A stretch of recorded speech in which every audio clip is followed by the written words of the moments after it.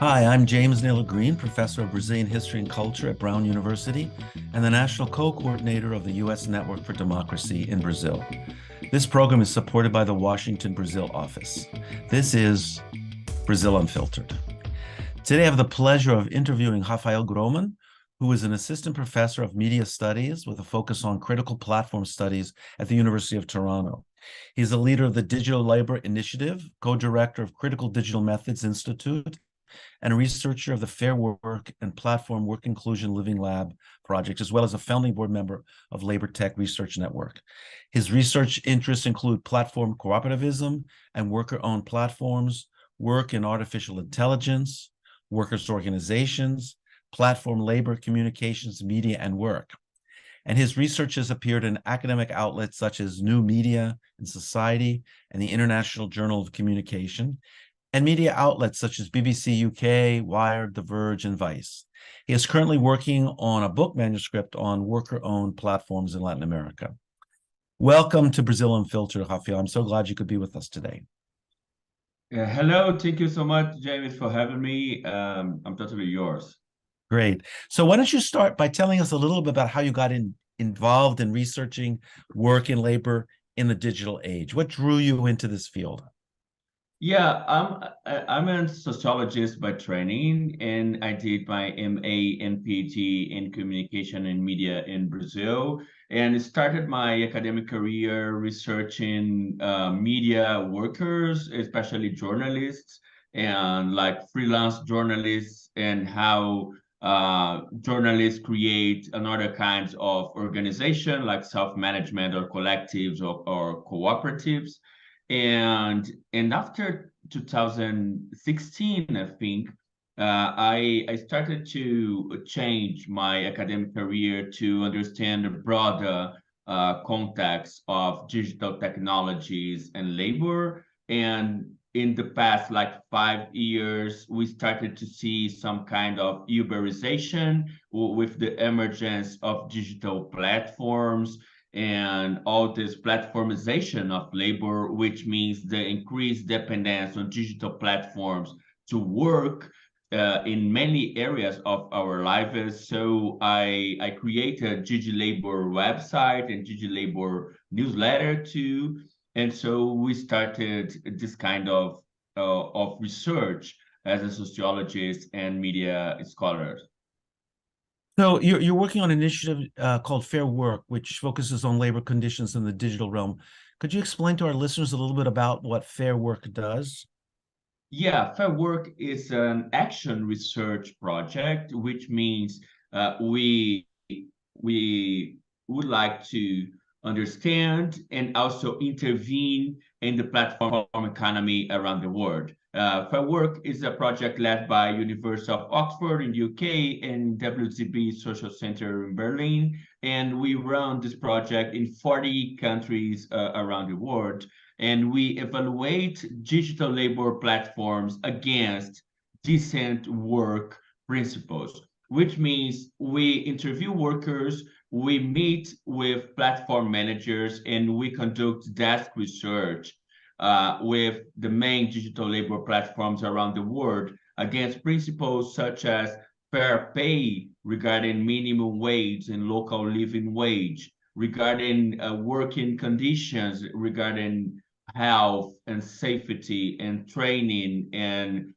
mental health too, contracts, which means like all the legal perspectives around platform workers, management regarding rules around deactivations and transparency and anti-discrimination policies, and at least the five principle is representation, which means the voice of worker, the collective worker voice, and the freedom of association. So we score the platforms against these principles, which means 0 until 10, and around these 40 countries, pressuring platforms to improve their policies too.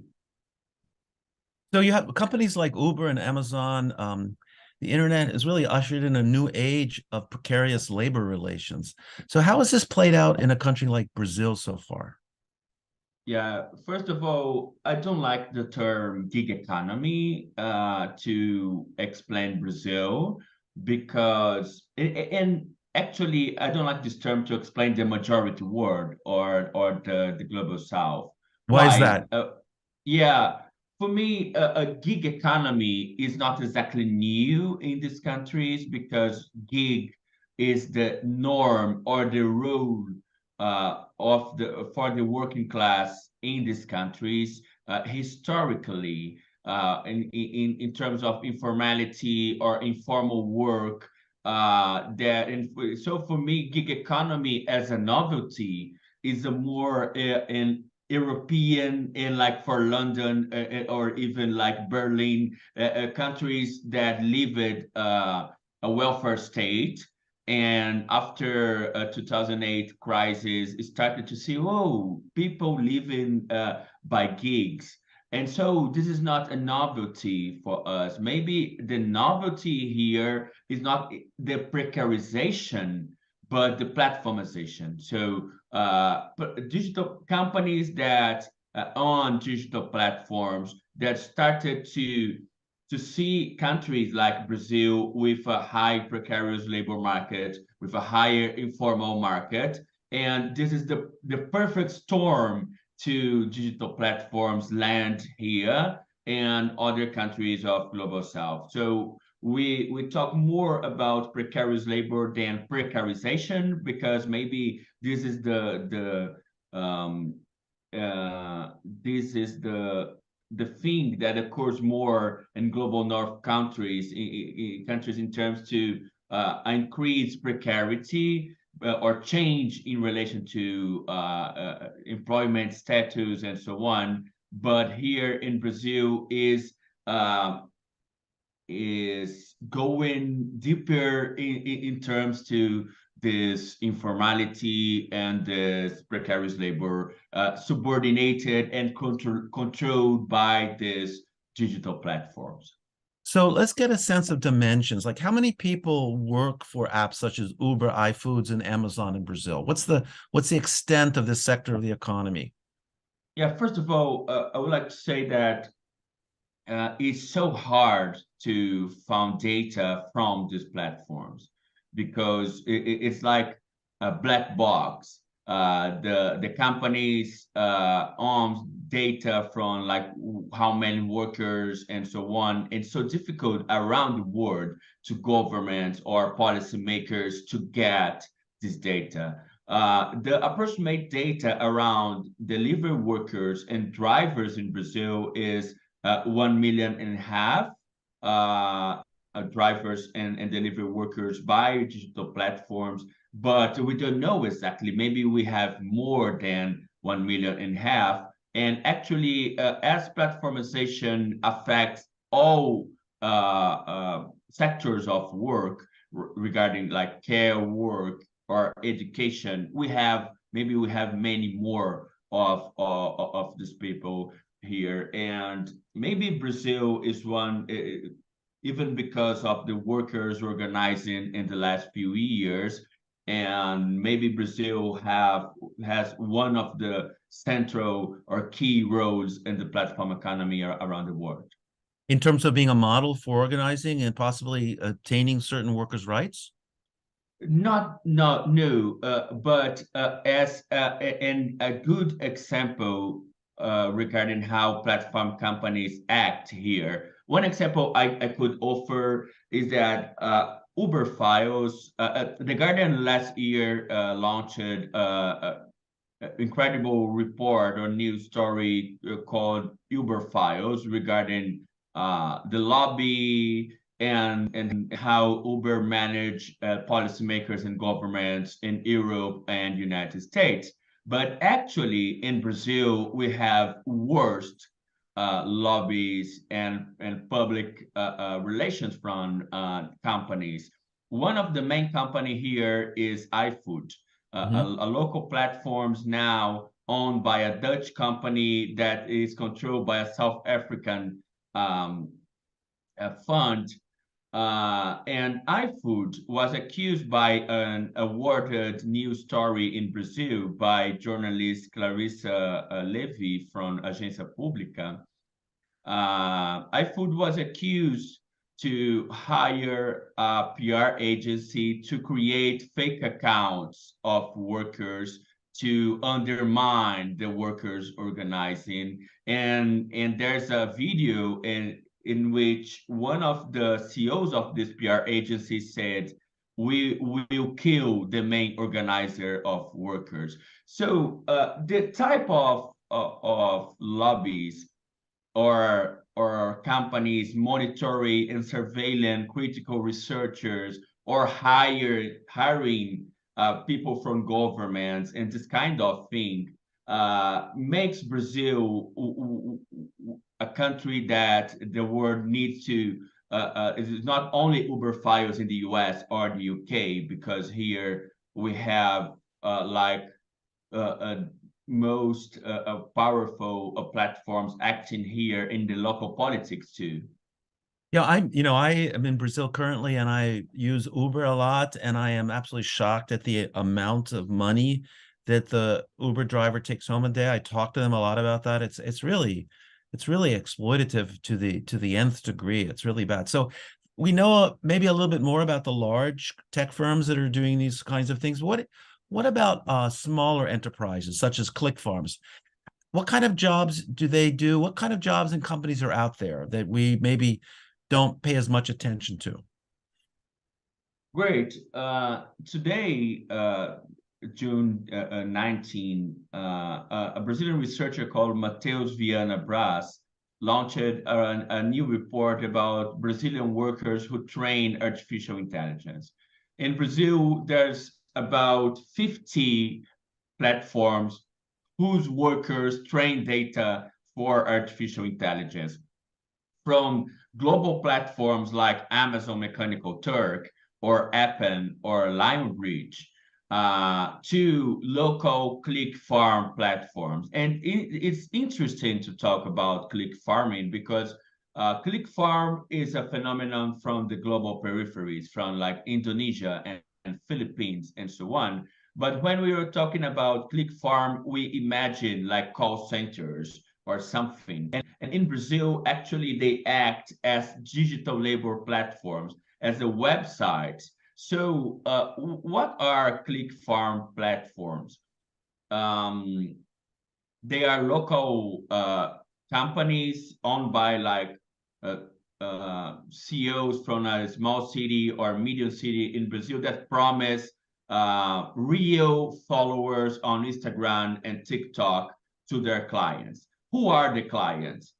Politicians, celebrities, famous people like TV showman or soccer players, or in the core of the clients are at the core of the clients there are small influencers and content creators from fashion or from health sectors that pay for this click farm to get real followers. But who are these real followers? They are workers earning by 0.0005 reais. So it's less than 1 cent of reais to follow and click on for these clients.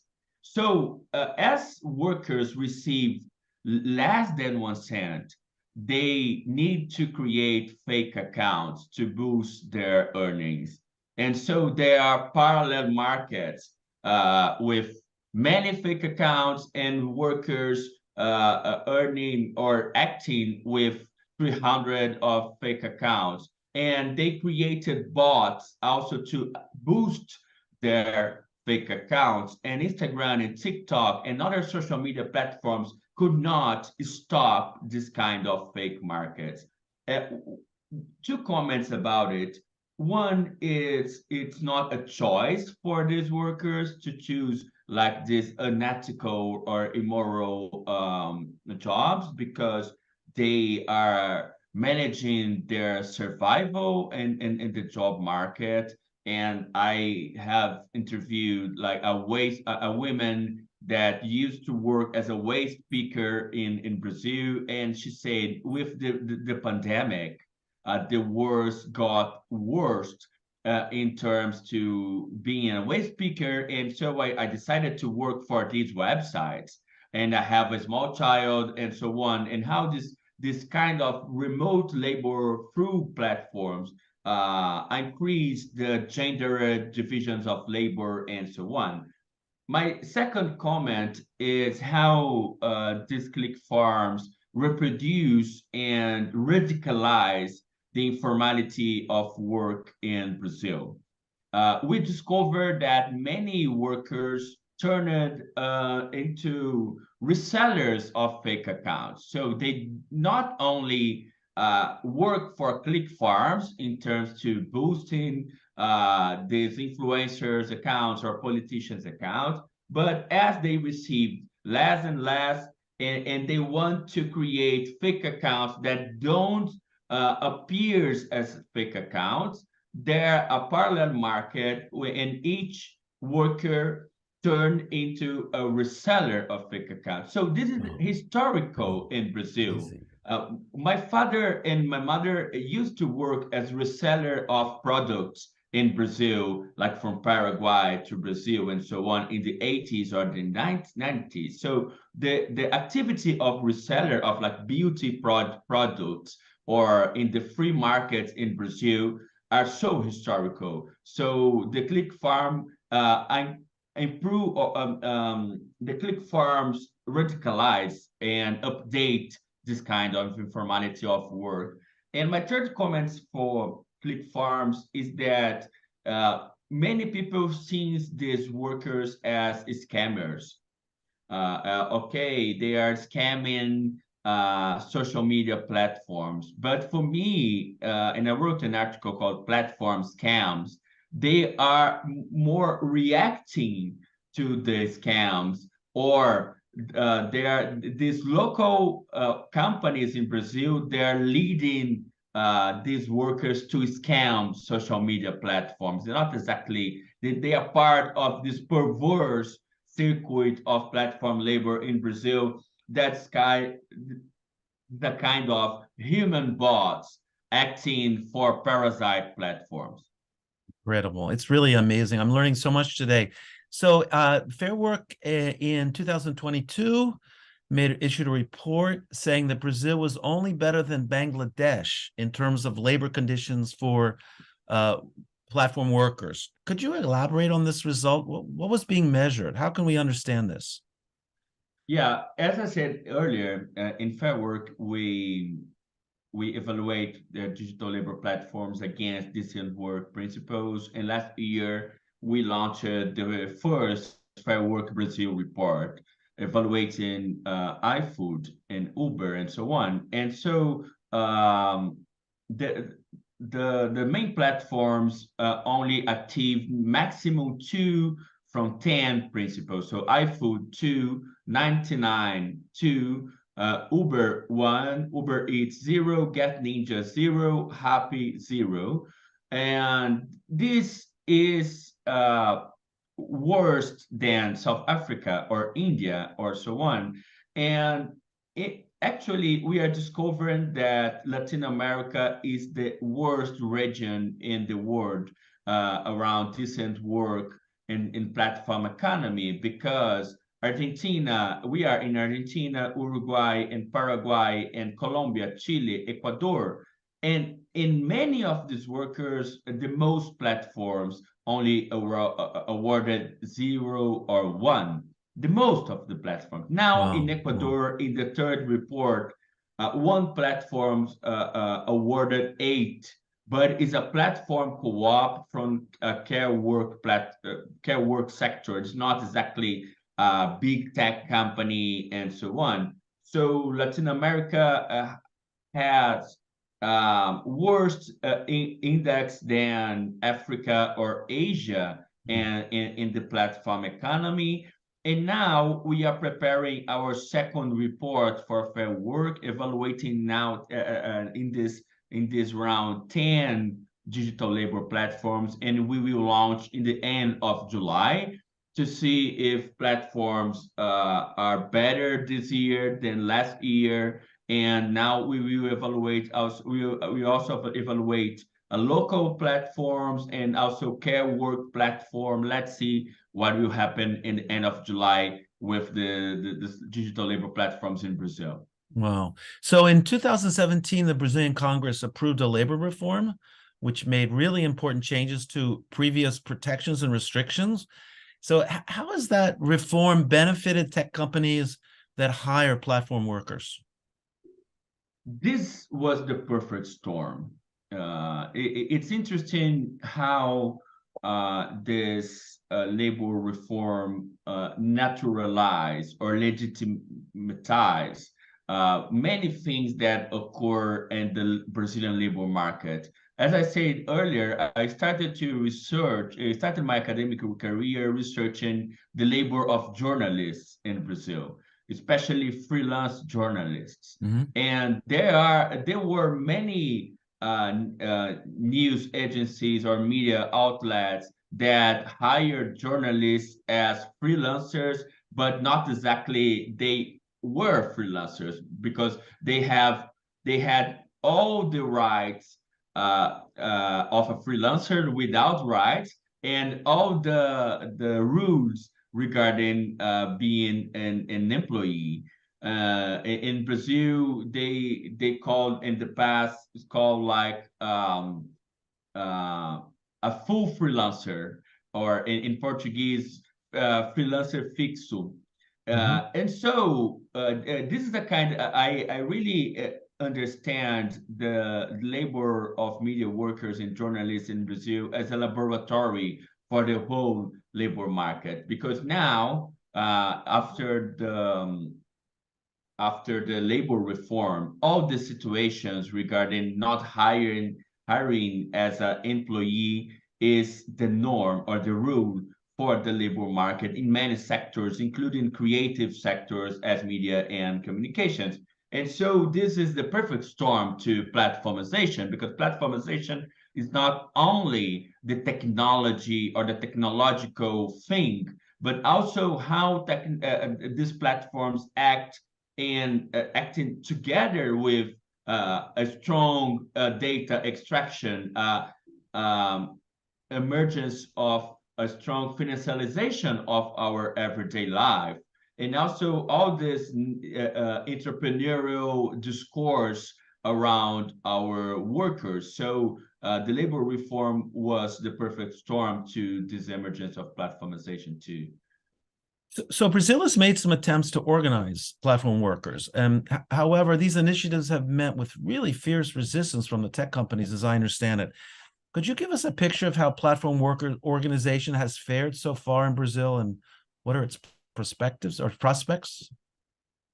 Yeah, one thing that with the pandemic we learned is that platform workers are not unorganizable, but they have like fissures, or they create forms of organizing. In 2020, in July 2020, the delivery workers started like as one of the strongest workers mobilization, worker protests in Brazil in the last decade. But what we are seeing, not only in Brazil but in many countries, is delivery workers is likely to mobilize, but it's hard to organize. So in the order more of mobilization in terms of protests or strikes or campaigns, but it's difficult to transform this organizing or this worker energy into worker organizing in terms to associations or unions or more formal and stable kind of organization. So in this past 3 years, the delivery workers or platform workers in Brazil are learning to create these associations, and there's some kind of dispute and struggle between the traditional trade unions and the emerging associations or other forms of worker solidarity. And now in this in the amidst of platform labor regulation in the country, we are seeing this kind of disputes too. So, and what are the tensions that are between traditional unions and the platform workers? What are what are the disputes? How are they manifested?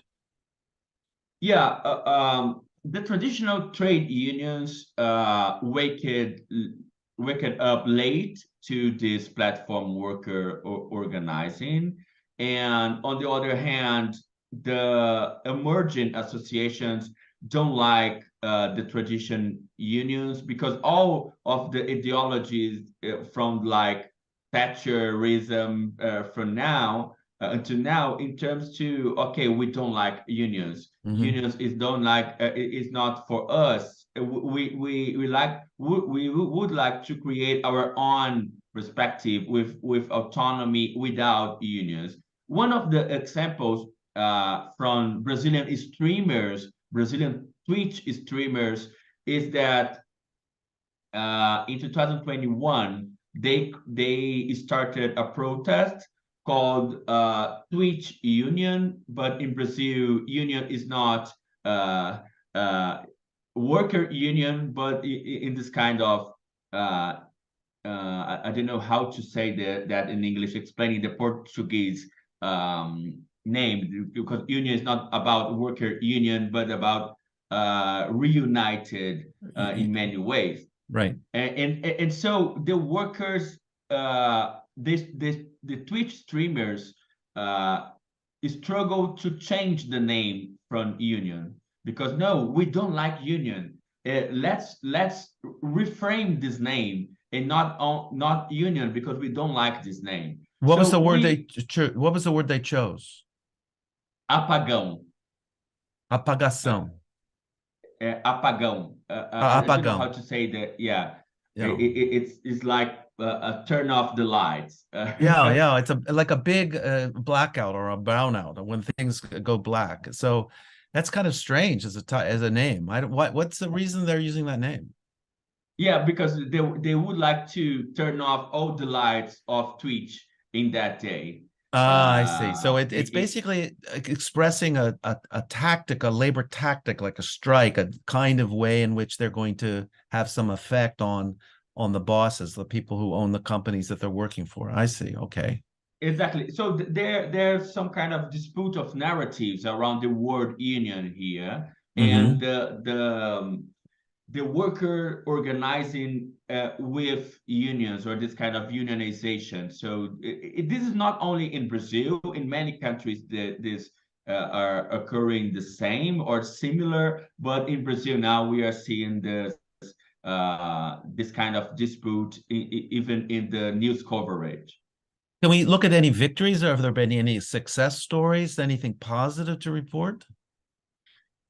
Maybe we can report some kind of new, the emergence of new leaders of workers here in Brazil, or some kind from like social media accounts from the delivery workers strikes. We are seeing this complex and sometimes contradictory emergence of new leaders here, but not exactly victories, because companies learned how to lead with the strikes, offering, okay, free delivery for all, or we will offer more money for workers that will not adopt the strike today, and this kind of thing, or of demobilization from a company side. So it's difficult to say we have a victory here. I was talking to an Uber driver several weeks ago in São Paulo, 2 weeks ago in São Paulo, who has participated in a one-day work stoppage where people didn't work, and he did it. He was very conservative about politics. He supported Bolsonaro, but he thought that was important because he understood he was being really exploited by Uber. And yet he said many of his colleagues, people who were working, made a joke of it and teased him. You're wasting your time, your day. And he admitted that he lost 300 reais that day in not working, but he felt it was important to do that. So I see there's a tension there between those workers who have bought into the Thatcheristic neoliberal entrepreneurship. We're all mini entrepreneurs, and making it much harder to organize. Yeah, but it's interesting.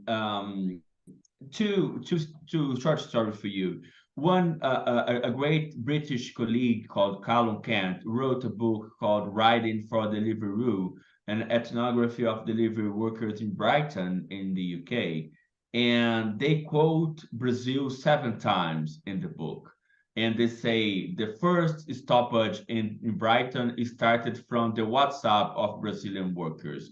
And in the second time, he said the Brazilian workers had the best tactics for worker organizing, better than the UK people here.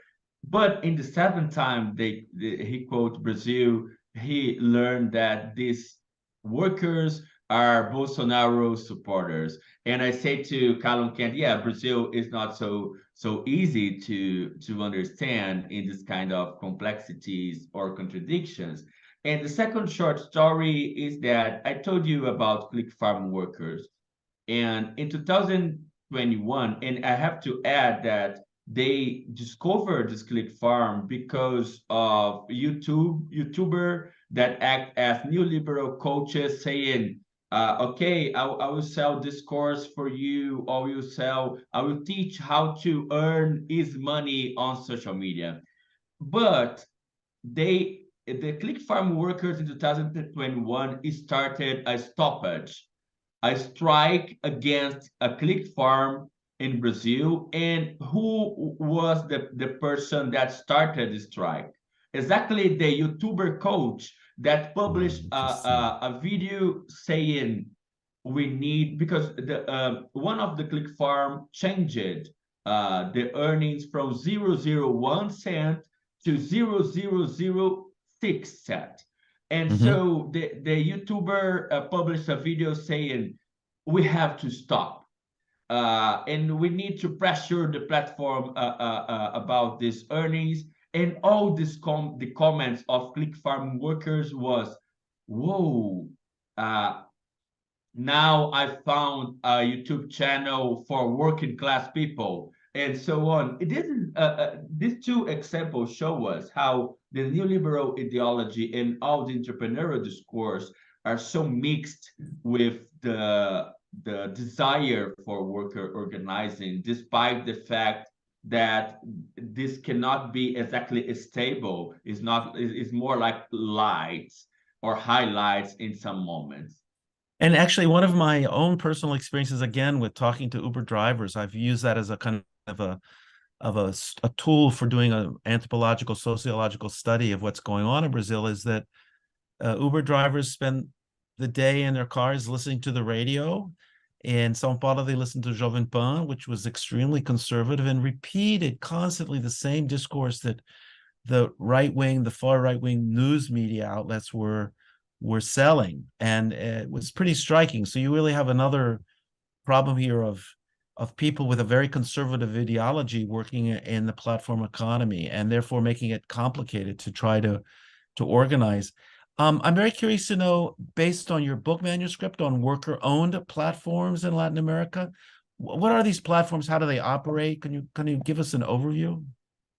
Yeah, before that, I would like to mention that my great colleague, Rosana Pinheiro Machado from Dublin, is a Brazilian based in Dublin. It started research on the connections of platform workers or precarious workers and the far right in Brazil, India, and Philippines. So soon we'll have some results to share, and Rosanna is a great researcher on that. So about worker-owned platforms, we are talking about platform cooperativism, or some kind of how to connect from a Latin American perspective, solidarity economy, and from workers' perspective, and also how to workers reframe technology and create their own technologies. We are starting to see in a no organized way some delivery workers organizing and creating their own technologies in Brazil, in Argentina,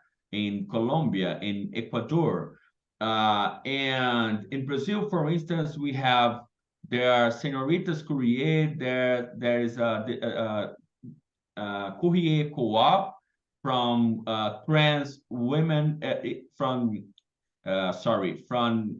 cis women and trans people that are starting to create its own platform. And the homeless worker movement in Brazil has a technology sector fighting for digital sovereignty from workers' perspective and creating apps and tools for working class. In Argentina, there's a strong federation of technology co-ops. And in Ecuador and Colombia, there are care work platforms from worker ownership. This means mixing the democratic governance with design justice to struggle against algorithm racism or unfair AI or something. This means struggling for data commons instead of data colonialism or data extractivism for worker side, and start to create new circuits or local circuits of production and consumption with local development and so on. Latin America has a rich history around community economy or solidarity economy, from Brazil to Argentina with worker recovered factories. And Latin America has also strong history on community technologies, from cyber scene, socialist cybernetics in Chile, to hacker movements in many countries in Latin America. Cuban algorithms in 80s. And in Brazil, actually, in the first Lula government with Gilberto Gil culture ministry, there was the emergence of commons and free technologies in the culture sector. But we learned that the movements around solidarity economy and the movements around free technologies or open and community technology in Latin America didn't talk to each other before, even in the Lula government, within the Lula government. So there's a room to create public policies for platform cooperativism or for worker-owned platforms in Latin America. We are struggling to create that in Brazil, in terms to also universities accelerating or incubating this kind of worker co-ops, because the rationale is that we don't need to depend on big techs forever. And we need to create our own platform ecosystem from worker side and from community side in an experimental way to do that. So we are looking forward and trying to design and build policy making for deciding. My book manuscript is about this history and this Latin American perspective on worker-owned platforms. So there are certain people within the Congress, Brazilian Congress, that are talking about the possibility of regulation of platforms. And President Lula has voiced his support for some kind of regulation. How has this gone? What are the possibilities that some effective protection might be coming out of Congress? I'm afraid that this platform labor regulation will not so great.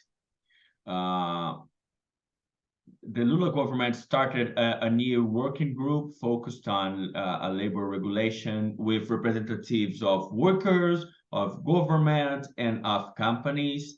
But as I said earlier, the platform companies in Brazil is doing a strong campaign in even hiring researchers and so on to show their own opinion on that. And the opinion of the platforms is that, okay, we can offer some rights, but not all rights, all worker rights, but more about assurance. So the platform focused on is more assurance and how they can offer assurance to all workers, like regarding health or so on. But this is dangerous in some ways because you create a third category of workers, like workers with like it's not a standard worker, it's not autonomous, but a worker with less rights. And this is dangerous because it's not only for delivery workers and delivery drivers or drivers in some way or ride-hailing drivers. We know that platformization affects many areas of our lives. So the dangerous is in the future, we have all the workers in this category of workers with less rights instead of standard workers or so on. So I'm not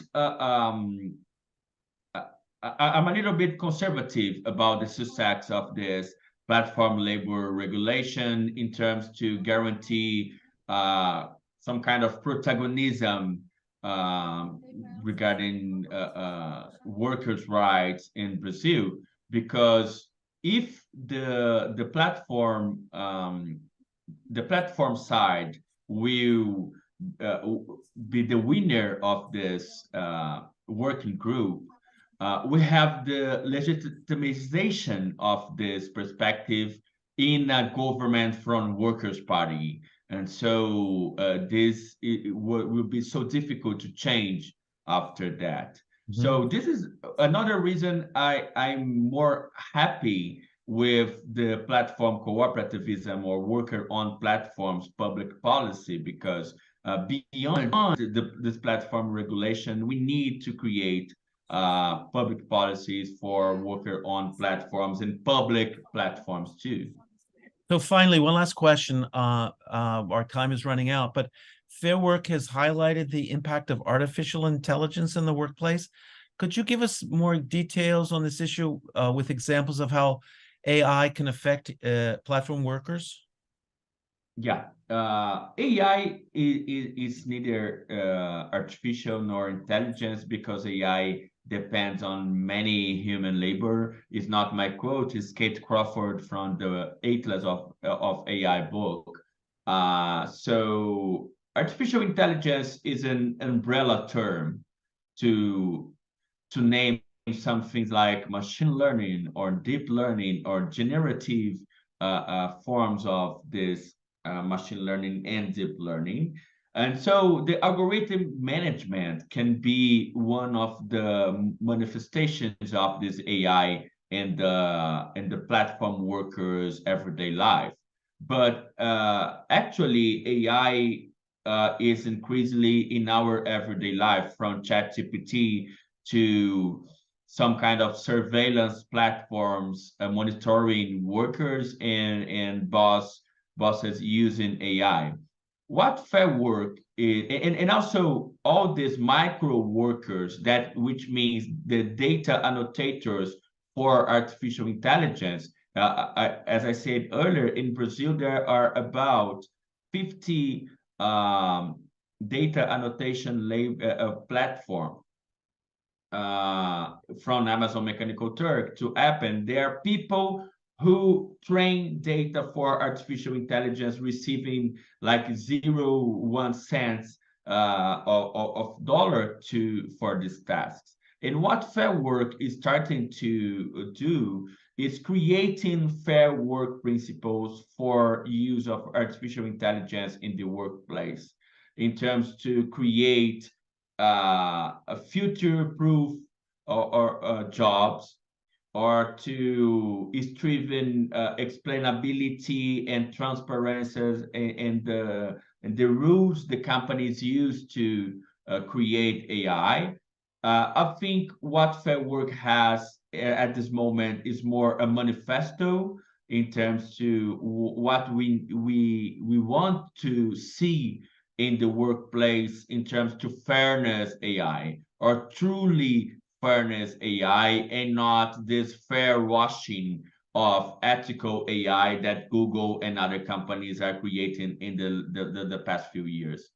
Rafael, I want to thank you so much for joining us today on Brazil Unfiltered. It was really fabulous to have your ideas, share your information and your research with us. Thank you so much for joining us today. Thank you so much for having me. Bye-bye. Great. So I hope you enjoyed the interview. If you are watching, you're on YouTube, don't forget to like the video. And if you have not yet subscribed, please do so. If you are listening on Apple Podcasts, Spotify, or wherever you listen to your podcast, please give us a 5-star review. It helps other people find the program. Have a great week. Until next time, até a próxima.